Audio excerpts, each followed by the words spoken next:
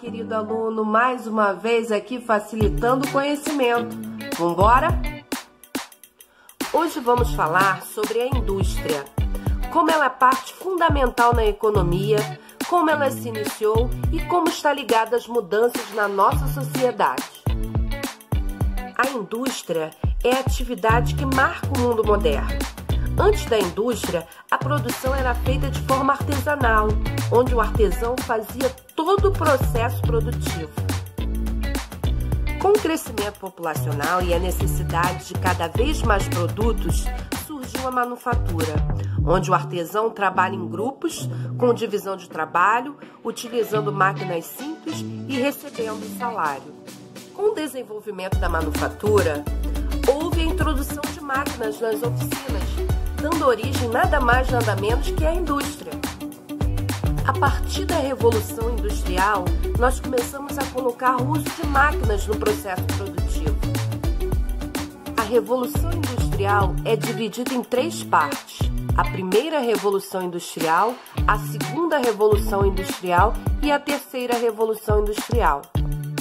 A primeira Revolução Industrial teve início em meados do século XVIII na Inglaterra, e o pioneirismo inglês fez com que a Inglaterra se tornasse potência mundial, e a máquina a vapor, desenvolvida por James Watt, marca o início desse processo. Aí vem aquela pergunta, né? Mas por que na Inglaterra?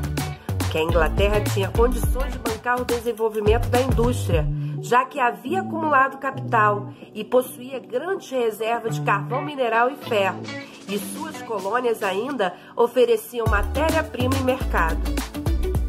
As máquinas começaram na indústria têxtil e a manufatura é substituída pela indústria.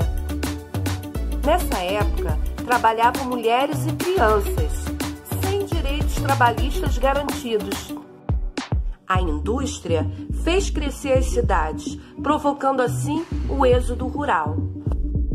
A primeira Revolução Industrial, então, surgiu na Inglaterra em meados do século XVIII, onde a matéria-prima utilizada era o carvão mineral, e seu marco foi a máquina a vapor. Segundo alguns historiadores, a segunda Revolução Industrial ocorreu em meados do século XIX. Nessa fase, houve domínio da eletricidade e o petróleo era a principal fonte de energia. A industrialização havia se expandido para outros países, como França, Itália, Rússia, Japão e Estados Unidos. A terceira Revolução Industrial é datada na segunda metade do século XX, com o desenvolvimento da eletrônica e o surgimento da informática. Vamos focar agora na industrialização brasileira. Foca aí, hein? O Brasil é um país subdesenvolvido, emergente, altamente industrializado. Ele produz quase tudo. Para falar no processo industrial, precisamos mergulhar na história do Brasil. De 1500 a 1808, a industrialização era praticamente proibida no Brasil pela coroa portuguesa. As manufaturas vinham de Portugal.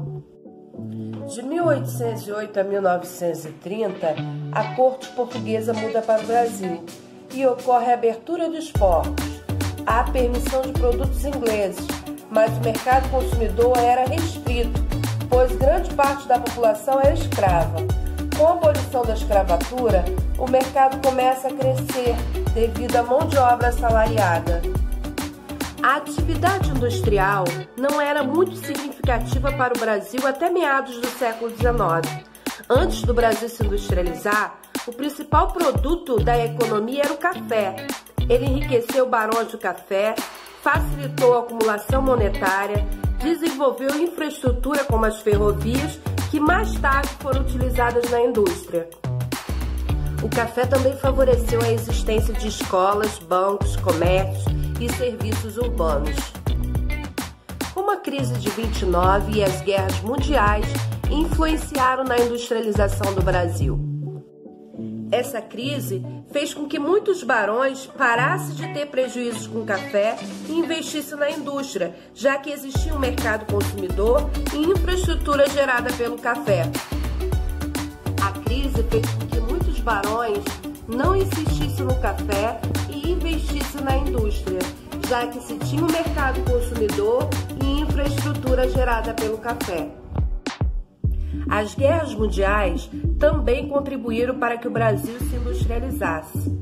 Com a queda da produção dos países envolvidos no conflito, faltaram produtos nas prateleiras brasileiras, obrigando assim o Brasil a produzir o que era importado. A industrialização brasileira apresenta 3 características principais: tardia, substitutiva e dependente. Podemos dizer que a industrialização brasileira é tardia ou retardada, porque ela ocorreu 200 anos após a Revolução Industrial. Dizemos que ela é substitutiva porque substituiu os produtos importados por produtos nacionais.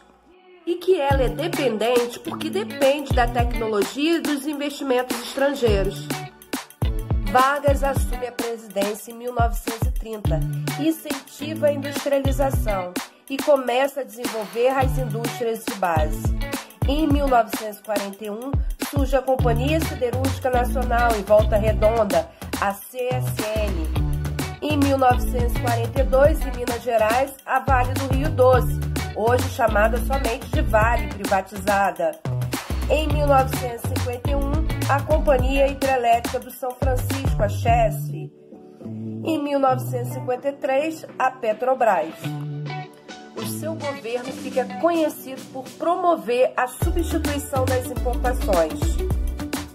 No governo de Juscelino Kubitschek, conhecido como JK, as empresas estrangeiras poderiam investir no país. Ele criou estradas pelo país para incentivar a vinda de indústrias automobilísticas. Criou a capital do Brasil, Brasília, e várias transnacionais se estabeleceram no país. No início do seu governo, ele apresentou um projeto de desenvolvimento econômico do Brasil, o Plano Metas, o qual tinha 31 metas para promover o desenvolvimento econômico e industrial do Brasil. Seu lema foi 50 anos em 5. Vamos falar sobre o milagre econômico brasileiro. Mas o que significa milagre? É uma coisa inexplicável, né? Um acontecimento estupendo. Pois é, foi isso que aconteceu no Brasil entre 1967 e 1973, no regime militar, onde o Brasil teve um crescimento acelerado da economia e baixas taxas de inflação. O Brasil teve grandes ganhos econômicos, mas não tivemos grandes ganhos sociais. O governo estimula o desenvolvimento fora do Sudeste e cria a Zona Franca de Manaus, que é uma área isenta de impostos de importação. Ele promove a doação de terrenos e incentiva a vinda de empresas estrangeiras e pessoas para a região norte, facilitando assim não só o desenvolvimento da região Sudeste ou Sul, onde predomina a maioria das indústrias. Durante esse período, o governo contraiu uma enorme dívida com as construções faraônicas, como a construção de Itaipu, a Transamazônica e a Ponte Rio-Niterói.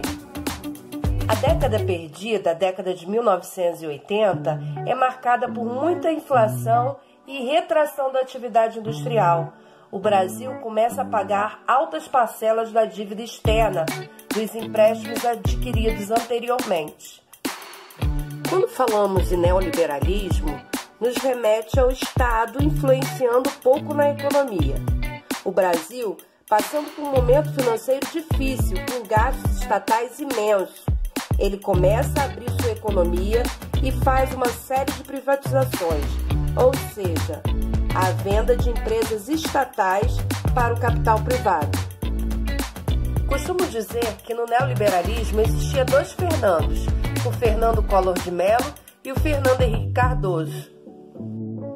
No governo de Fernando Henrique Cardoso, o FHC, várias empresas foram privatizadas, como a CSN e a Vale. No governo Lula, há estímulos à industrialização. Cria-se um programa voltado para polos tecnológicos e indústria farmacêutica. Dilma foi a primeira mulher a chegar à presidência. Assume o governo com a economia estável e propôs dar continuidade às políticas econômicas e sociais de Lula. O governo foi abalado por uma série de corrupções. Em 2016, foi afastada do governo com o impeachment. Michel Temer assume o governo, com crise econômica, insatisfação popular e denúncia de corrupção. Os projetos adotados pelo governo enfrentam grande desaprovação da população.